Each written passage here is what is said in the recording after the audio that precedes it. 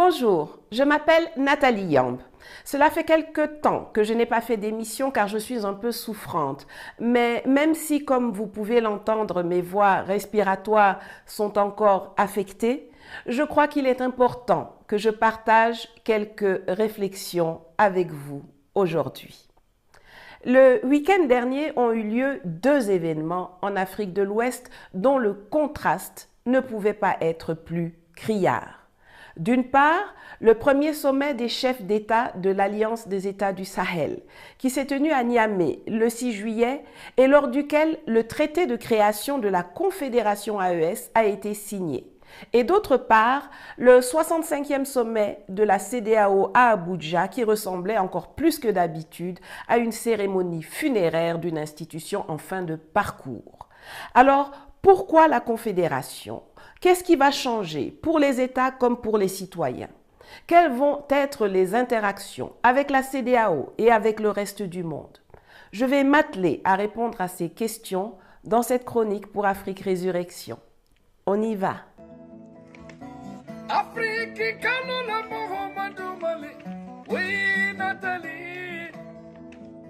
Pour commencer, un rappel est nécessaire. Les présidents Abdraman Tiani, Assimi Goïta et Ibrahim Traoré n'ont pas pris le pouvoir pour sortir de la CEDEAO ou pour créer l'Alliance des États du Sahel. Ils ont pris le pouvoir pour défendre leur pays, attaqué dans leur souveraineté, leur intégrité territoriale et leur stabilité. L'AES est née parce qu'on a imposé la guerre au Niger, au Mali et au Burkina Faso. Une guerre avec des aspects militaires, économiques, politiques et informationnels que les gouvernements civils et les alliances ad hoc dirigées par l'Occident ont été incapables de contrer. Depuis 2019, quand de Sochi j'ai donné un coup d'accélération à notre combat d'émancipation, un énorme travail d'éveil des consciences a été entrepris par mes camarades de lutte et moi-même. Et des concepts comme la géopolitique ou la géostratégie sont beaucoup plus vulgarisés. Cependant, beaucoup de gens semblent oublier ou ignorer que la géostratégie est une discipline essentiellement militaire. La géopolitique est l'analyse de la géographie humaine et physique, c'est-à-dire l'étude des effets de la population, de la démographie, des ressources naturelles, des frontières, du climat, des paysages sur les relations internationales entre les États. La géostratégie, elle, est la formulation des stratégies militaires et politiques basées sur l'analyse géopolitique. Les militaires qui sont en train d'agir et de réagir au Sahel, ce sont des soldats patriotes, mais aussi et surtout des géostratèges. Pour répondre à la guerre qu'on leur impose, le militaire ne suffit pas. Il ne suffit pas d'aller chez les Russes acheter des armes et puis attendre qu'on vienne vous attaquer pour vous défendre. Il faut renforcer les dispositifs économiques. C'est l'économie qui va générer les moyens de défendre la souveraineté du pays, de défendre l'intégrité des territoires et d'imposer le développement indispensable à l'enrichissement des populations et donc à la paix, à la sécurité et à la stabilité. À l'heure où je vous parle, on est toujours dans la guerre. Et si vous voyez des militaires obligés de faire de l'économie, de la politique, de la diplomatie, c'est parce que ce sont des moyens qui leur permettent de défendre leur pays. Pour défendre le pays, le militaire digne de ce nom est prêt à tout. S'il faut prendre les armes, il va prendre. S'il faut abroger des accords ou créer des institutions, il va faire. S'il faut planter des arbres, il va faire. S'il faut faire des routes, s'il faut faire de la médecine, de l'informatique ou de l'agriculture, il va faire. Toutes les décisions prises par Traoré, Goïta et Tiani sont avant tout orientées défense, sécurité et développement de leur pays. Je vois quelques perdus, généralement instrumentalisés par les ennemis du bien-être des Africains ou bien intoxiqués à la propagande occidentale, se plaindre que des militaires se mêlent des choses du domaine civil alors qu'ils doivent être dans les casernes ou aux frontières pour les protéger. Mais non. Même en Suisse, que tout le monde s'accorde à désigner comme le pays qui se rapproche le plus d'une démocratie. Alors qu'en temps de paix, le Conseil fédéral, c'est-à-dire le gouvernement, détient l'autorité suprême sur l'armée, en temps de guerre ou de menaces graves, ce sont les militaires qui reprennent le commandement suprême à travers un général. Au Sahel, nous sommes encore en plein dans le temps de la guerre. Et elle est multiforme, elle est militaire, elle est économique, politique et informationnelle. Vous vous en doutez? Regardons ensemble ce qui se passe. Au niveau militaire, on a noté une recrudescence des attaques.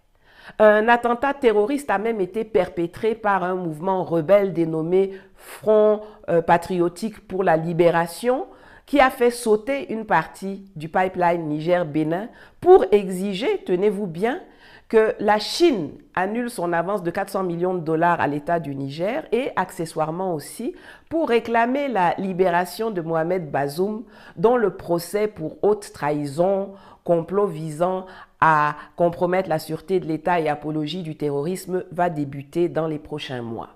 Ceci est d'autant plus intéressant que les individus derrière ce FPL, qui se planquent en Libye et dont le chemin des commanditaires mène tout droit vers le clan Bazoum et ses parrains élyséens, sont en fait les mêmes qui ont créé l'UFPR, l'Union des forces patriotiques pour la refondation, en 2020, précisément pour combattre Issoufou et Bazoum.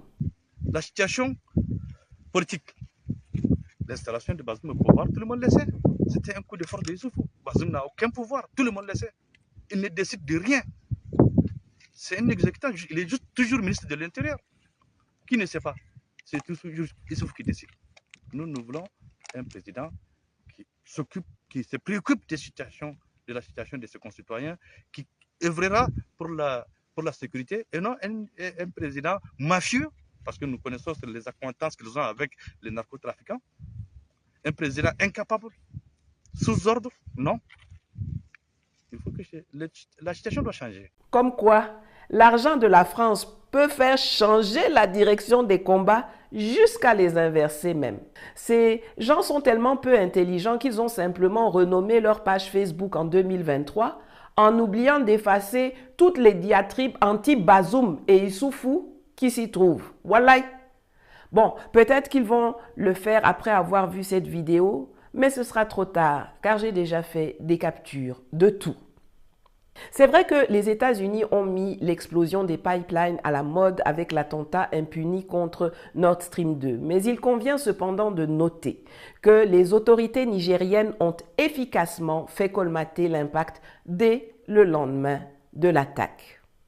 Toujours au niveau militaire, il y a la présence des soldats, mercenaires et agents français de la DGSE au Bénin de Patrice Talon, dont la mission est de renverser les autorités nigériennes et de déstabiliser la région.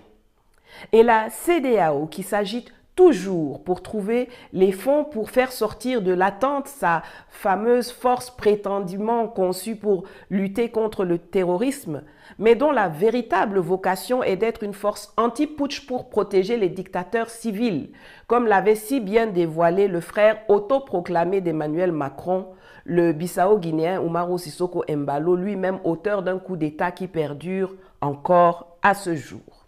Et je peux vous dire aussi, il est déjà sur la table, en création d'une force anti-putsch qu'on est en train de penser à créer. Et ça va permettre que tout le monde comprenne que nous sommes en plein siècle XXI. C'est inadmissible, inacceptable des coups d'État. J'ai un ami que je peux le citer comme un ami personnel. Moi, je ne confonds pas. Il y a des homologues, il y a des amis. Macron qui était venu ici. Pardon, moi, je n'ai pas d'amis, Monsieur Bourdin. J'ai pas d'amis. Non, je n'ai pas d'amis. Des attaques ont également lieu au Mali et au Burkina Faso, lors desquelles les terroristes pourchassés par les armées nationales trouvent terre d'accueil dans les pays voisins que sont la Mauritanie et la Côte d'Ivoire. La guerre militaire perdure donc. Sur le plan économique aussi, la guerre bat son plein contre les pays de l'AES.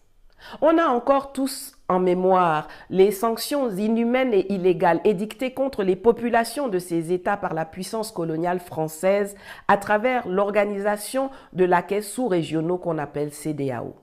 Mais il y avait déjà des mesures perverses prises bien avant ça. Le mode opératoire de certains investisseurs étrangers dans le domaine minier est très souvent le même.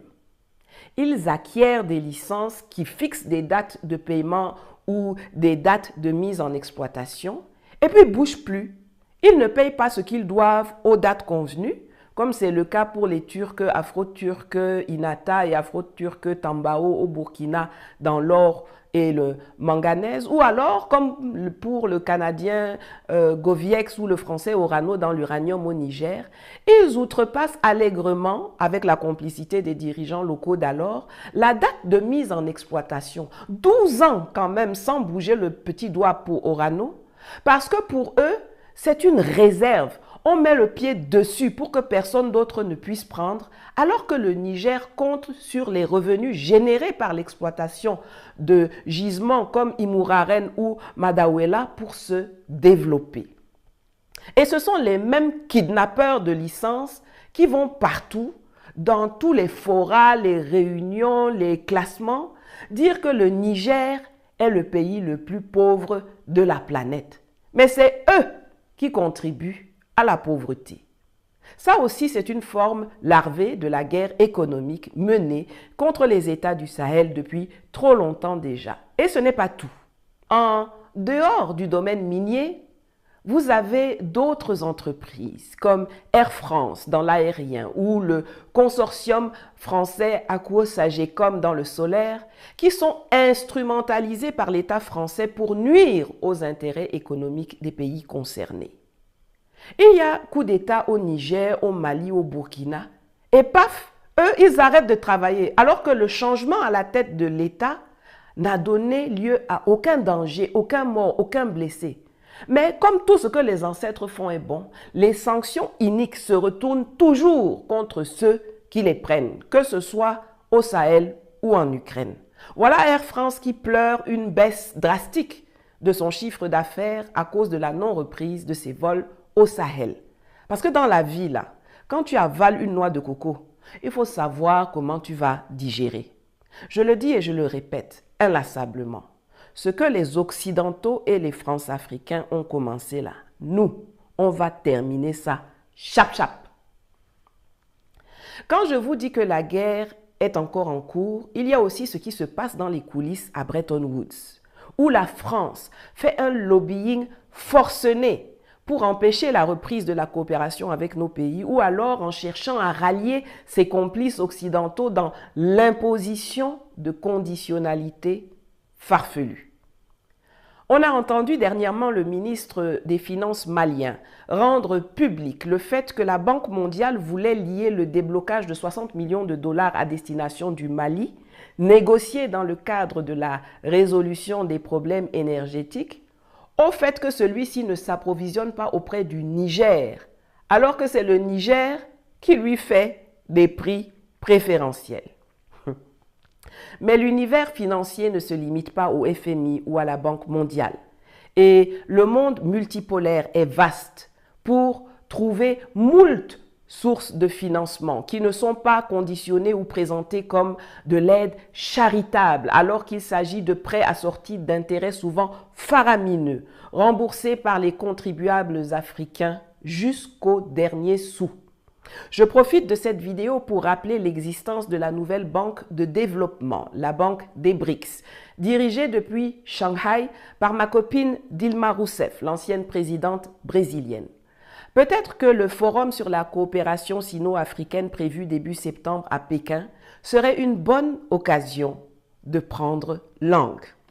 Dans le domaine politique, les provocations et agissements du Béninois Patrice Talon, notamment l'arrestation des officiels nigériens venus superviser le chargement des bateaux pétroliers au terminal de Semek-Podji, conformément aux dispositions contractuelles, ou la réception en grande pompe du général Lecointre, le grand chancelier de la Légion française qui a affirmé récemment la nécessité pour la France de recoloniser militairement l'Afrique, signale très clairement qu'il n'a pas renoncé à participer à agresser le Niger, ni même à voler une marchandise qui ne lui appartient pas pour affaiblir l'économie nigérienne. Tout comme son empressement ainsi que celui d'Alassane Dramane Ouattara à accueillir des bases américaines est explicite.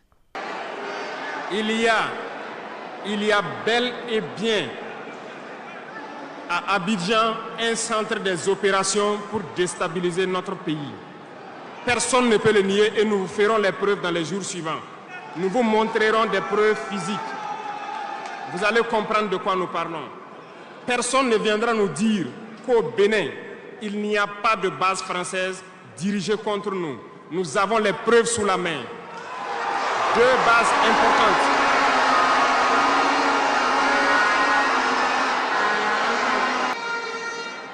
Dans cette diplomatie, nous avons décidé de dire la vérité. Il y a bel et bien 2 bases, une vers Kandi et l'autre en allant vers Porga ou je ne sais pas quelle localité. Des pistes ont été réaménagées à plus de 3000 mètres de long. Des avions atterrissent, les gens équipent et forment les terroristes là-bas. Nous avons des enregistrements audio d'agents français au Bénin là-bas qui se jouent le centre des opérations des terroristes. Ils montent les opérations avec eux. Ils les aident à se soigner. Ils font tout ce qu'il y a là-bas. Nous avons tous les détails sur eux. Et vous ne voulez pas qu'on le dise à notre peuple? On va le dire. De même, les paroles du commissaire de la CEDEAO, le très cancre Touré, qui menace les citoyens de l'AES d'obligation de visa ou de la suspension des financements de projets par la BOAD, même si cela n'a pas été confirmé par le communiqué final de la conférence des chefs d'État, démontre si besoin est que la CEDEAO est encore dans une attitude vindicative à l'encontre des populations nigériennes, maliennes et burkinabées. Ce retrait affectera également les conditions de voyage et d'immigration des citoyens de ces 3 pays, car ils auront désormais à mener des démarches en vue de l'obtention d'un visa avant de voyager dans la sous-région. Sur le plan économique et financier, le retrait des 3 États membres pourrait entraîner l'arrêt ou la suspension de tous les projets et programmes mis en œuvre par la CEDEAO dans ces 3 pays et dont la valeur est estimée à plus de 500 millions de dollars américains. Il convient également de noter que les 2 institutions financières régionales, qui sont le BIDC et la BOAD, ont des investissements très importants dans ces 3 pays. Elle prouve aussi par ailleurs le niveau colossal de médiocrité du chef de la commission de la CEDEAO, qui semble méconnaître le fait que la BOAD n'est pas une banque relevant des compétences de la CEDEAO, mais plutôt de l'UEMOA, ainsi que l'existence des accords de libre circulation des biens et des personnes au sein même de l'UEMOA. Enfin, sur le plan informationnel, la guerre là aussi fait des ravages. Si vos sources d'information sont les médias d'intoxication occidentaux comme Radio Fausses Informations, Fake 24, L'Immonde, Vieille France Afrique, vous avez entendu qu'un gouvernement de transition malien en exil prétendument installé à Genève aurait été créé. Vous avez entendu que les armées burkinabées, maliennes, nigériennes subissent des pertes par centaines et tuent des civils par milliers. Vous avez entendu que le capitaine Ibrahim Traoré avait disparu de la circulation et que quand ses concitoyens le voyaient donner son sang, recevoir mon frère Kémy Séba en audience ou même assister à la prière de la Tabaski à la mosquée, il s'agissait ni plus ni moins que d'un Photoshop, un hologramme, une illusion d'optique. Les mensonges les plus farfelus pullulent à la une de leurs médias et sur les réseaux sociaux. Des deepfakes sont produits. Moi-même, j'en ai été victime. J'étais tranquillement à Niamey en train de travailler. Vous savez que je suis la chevalière de Niamey. D'ailleurs, voici ma barrette de l'Ordre des Palmes académiques qui m'a été décernée en décembre dernier par décret présidentiel. Donc j'étais là, assise au bord du fleuve à bosser sur mes dossiers importants quand j'apprends que je suis en train d'être chassée de Zinder et d'Agadez. Moi-même là, Naweti. Tout ce dont je viens de parler et beaucoup plus encore découle de la mise en application des recommandations offensives de l'École de guerre économique française. Le document est disponible au téléchargement dans mon canal Telegram dont le lien s'affiche à l'écran. Donc quand vous voyez les autorités nigériennes, burkinabées et maliennes retirer des licences d'exploitation minière ou commerciale, procéder à la fermeture complète d'un pipeline ou des frontières avec un pays, décider de construire un pipeline via le Tchad, interdire la diffusion de médias locaux ou occidentaux de désinformation ou de propagande ennemie, exiger et obtenir le démantèlement des bases et le départ des troupes françaises, américaines, allemandes, européennes de leur territoire. Interdire la commercialisation et l'utilisation des satellites Starlink. Lancer des projets agricoles ou agro-industriels. Se retirer d'institutions sous-régionales toxiques. Procéder à la création d'une confédération. C'est parce que les géostratèges militaro-civils qu'ils sont en train d'apporter des réponses aux assauts contre leur pays. L'AES, c'est avant tout une réponse à la guerre. Et comme on est plus fort quand on se met ensemble, la décision a été prise de faire évoluer une alliance au départ militaire vers une confédération qui va en plus intégrer des aspects de mutualisation économique et diplomatique. Dans une confédération, les États confédérés restent autonomes tout en déléguant certains domaines de compétences à la confédération. En l'occurrence, en plus de la mise en commun des moyens et des stratégies militaires, on verra de plus en plus les trois pays parler d'une même voix sur la scène internationale et pourquoi pas également à terme rationaliser leur présence diplomatique. Quel besoin y a-t-il d'avoir 3 ambassadeurs là où un seul peut représenter les 3 États et gérer les affaires consulaires de leurs ressortissants qui forment d'ores et déjà une famille? Cela signifie aussi que les gens qui aiment diviser pour régner là devront dorénavant tenir compte du fait qu'une sanction hasardeuse prise à l'endroit d'un pays pourra avoir des répercussions à l'endroit des 2 autres pays. Et la Confédération AES, je le rappelle, c'est 2 781 392 km² de surface et plus de 71 millions de consommateurs. Regardez bien le volume et l'emplacement stratégique du territoire de l'AES sur cette carte. Regardez bien, Dieu connaît bagage qui est lourd. Cela signifie également que des projets d'intégration seront mis en œuvre au sein de la Confédération, notamment au niveau énergétique et infrastructurel. La coopération existe déjà au niveau des hydrocarbures avec le Niger en locomotive. Elle va s'étendre rapidement aussi dans le secteur militaro-industriel avec le Mali qui va se mettre sous peu à produire des munitions, ainsi que dans le domaine du nucléaire civil, du charbon, du raffinage de l'or et du projet Route Rail. L'avantage de la Confédération AES, c'est sa structure flexible, à l'instar des BRICS, où il n'y a pas de secrétariat général, de commission, de siège, de personnel permanent et budgétivore. D'ailleurs, parlant des BRICS, je me souviens que je vous avais demandé si vous étiez intéressé à ce que je vous fasse une vidéo pour vous en expliquer le fonctionnement, les coulisses, etc. Vous aviez été nombreux à me répondre par l'affirmative, mais comme ça fait déjà pas mal de temps, rappelez-moi en commentaire si c'est toujours d'actualité pour vous. Un autre avantage non négligeable pour la Confédération AES, c'est qu'il existe déjà un instrument qui pourrait être recyclé pour l'exécution des projets d'intégration. Il s'agit de l'ALG, l'Autorité du développement intégré de la région du Liptako-Gourma, créée en 1970. Mais il ne faut pas se leurrer. Chaque fois que des Africains ont tenté d'échapper à la domination étrangère, ils ont été combattus aussi bien de l'extérieur que de l'intérieur. Il n'en ira pas différemment aujourd'hui. Alors, quelles vont être les relations de la Confédération AES avec ses voisins et le reste du monde? Nos peuples ont irrévocablement tourné le dos à la CEDEAO.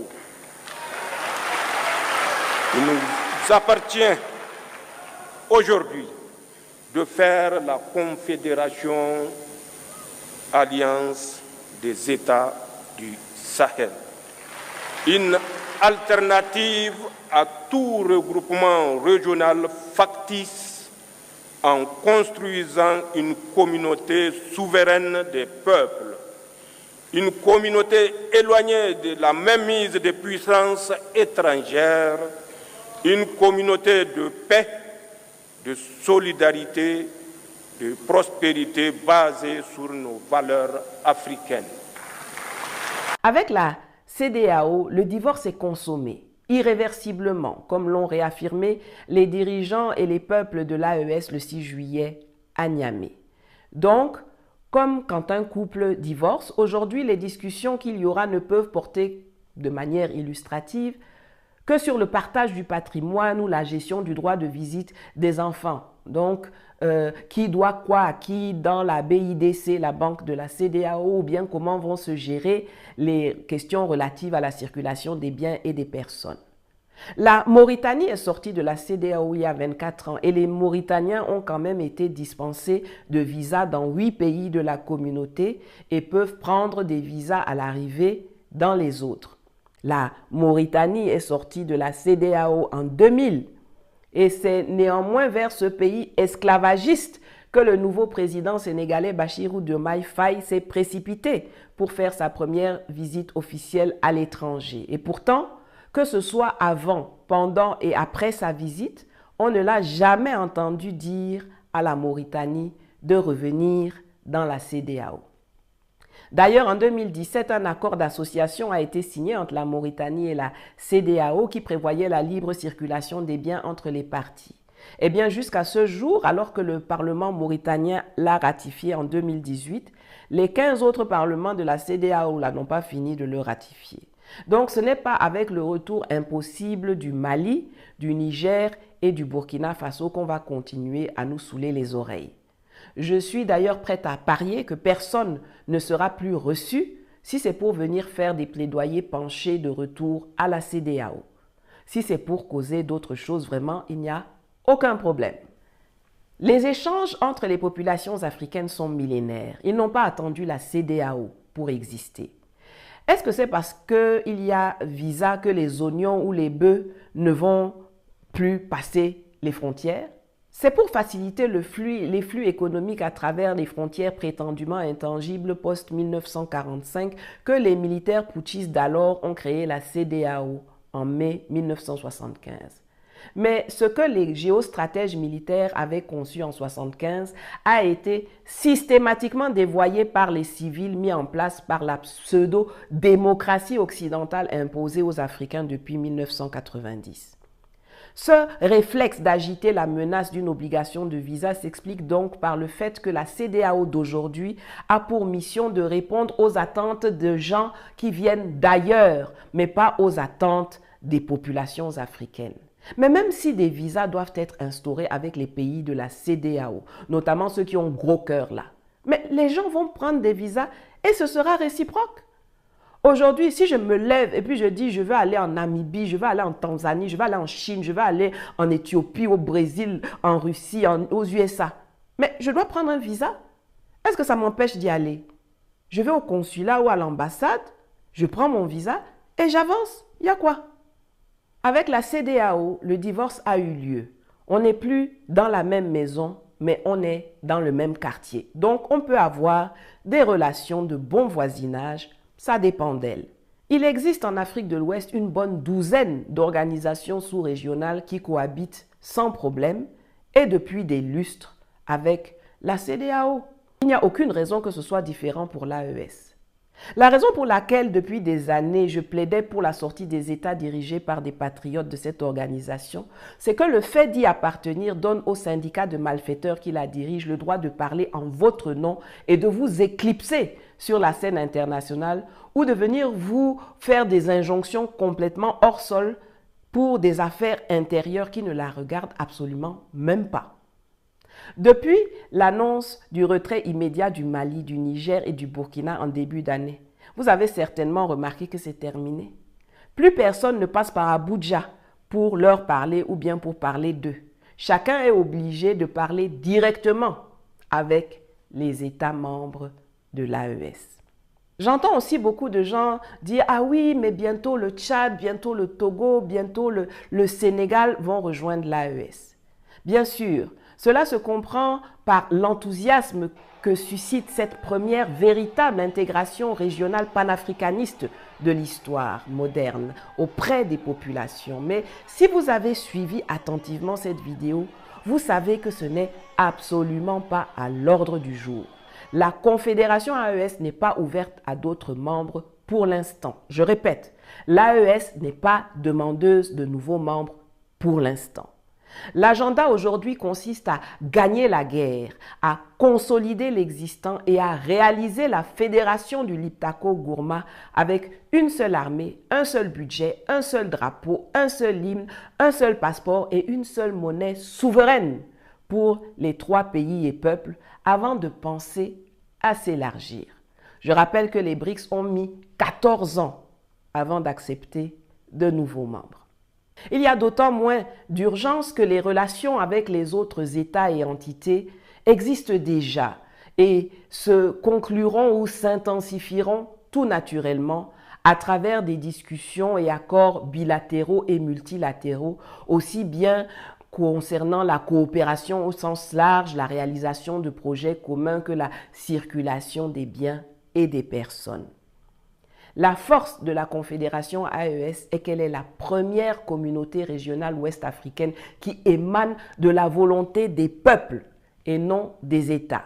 Et la liesse populaire qui a accueilli sa création est la plus éclatante des légitimités qu'on puisse souhaiter. Il va falloir maintenant travailler de façon efficiente à la réalisation des objectifs fixés et des attentes du peuple. Voilà, j'espère que cette vidéo a réussi à clarifier les choses pour vous.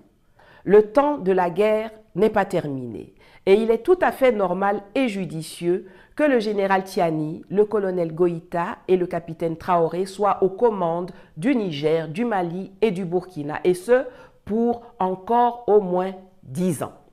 Ce n'est pas la peine de venir vous fatiguer avec des affaires d'élection. En plein milieu de l'Europe là-bas, voilà Zelensky. Son mandat est terminé, il n'a pas fait élection. Voilà les Français qui sont allés voter 2 fois en 2 semaines. Et puis Macron dit que lui s'en fiche du résultat. Il fait son coup d'État au calme en maintenant son gouvernement en place. Je suggère d'ailleurs au Mali et au Niger de suivre l'exemple du Faso et d'évacuer le terme transition de la dénomination du chef de l'État. On dit président de la République. Point.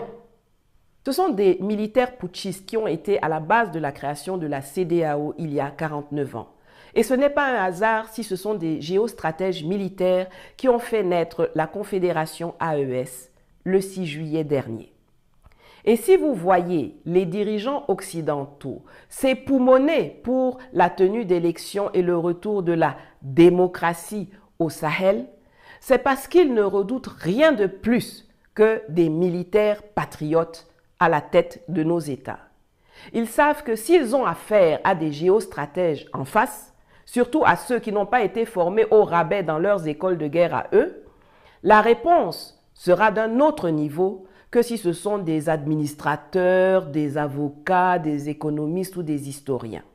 Et pourtant, chez eux, ce sont leurs militaires qui parlent, planifient et stratégisent la gestion de l'Afrique. Mais chez nous, on s'offusque que ce soit nos militaires qui gèrent l'Afrique pour leur répondre. Ils vont s'offusquer jusqu'à s'étouffer. Bien. Voilà, c'est tout pour aujourd'hui. Comme d'habitude, n'oubliez pas de vous abonner, de liker, de partager le lien de cette vidéo pour combattre l'algorithme qui veut nous invisibiliser et aussi de contribuer financièrement à ma cagnotte dont le lien s'affiche quelque part à l'écran ou en cliquant sur le bouton « Merci » en dessous de la vidéo sur YouTube pour me permettre de continuer à produire du contenu d'éveil comme celui-ci. À bientôt.